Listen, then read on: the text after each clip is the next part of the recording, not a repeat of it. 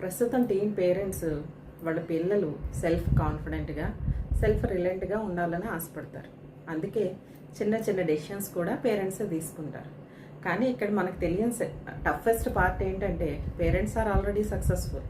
అంటే మీ టీనేజర్స్ ఎప్పుడైతే own decisions తీసుకోవడం స్టార్ట్ చేశారో పేరెంట్స్గా మీరు ఆల్రెడీ సక్సెస్ అయినట్టే. కానీ జనరల్గా పేరెంట్స్ ఎలా ఆలోచిస్తామంటే టీనేజర్స్ వాళ్ళ ఓన్ డెసిషన్స్ తీసుకున్న వెంటనే నో దిస్ ఈజ్ రాంగ్, ఇది నువ్వు ఇలా చేయకుండా ఉండాల్సింది, ఇది చేసే ముందు నువ్వు నాతో ఒకసారి చెప్పాల్సింది అని ఆర్గ్యూ చేస్తాం. కాకపోతే parents stop, check yourself.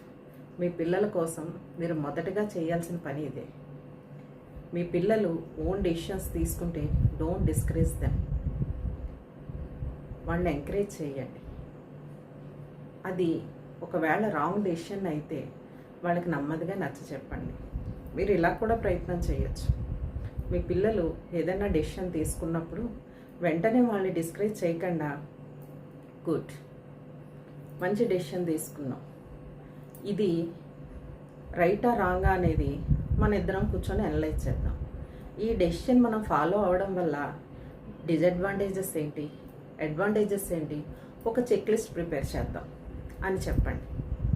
మీ టీనేజ్ పిల్లాడు తను ఓన్ డెసిషన్ తీసుకున్నాడు, అది పేరెంట్స్కి నచ్చిందన్న కాన్ఫిడెంట్ తోటి చెక్ లిస్ట్ రెడీ చేయడానికి రెడీ అవుతాడు.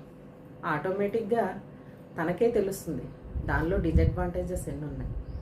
అప్పుడు చెప్పండి ఓకే ఇది ఇక్కడితో స్టాప్ చేద్దాం, ఎందుకంటే అడ్వాంటేజెస్ కన్నా డిసడ్వాంటేజెస్ ఎక్కువ ఉన్నాయి కాబట్టి మనం ఇంకో విధంగా ఆలోచిద్దాం అని చెప్పి ఆ డెసిషన్ నుంచి బయటకు తీసుకురండి. మీకు ఇటువంటి సొల్యూషన్స్ కావాలంటే please like, share and my channel. Thank you.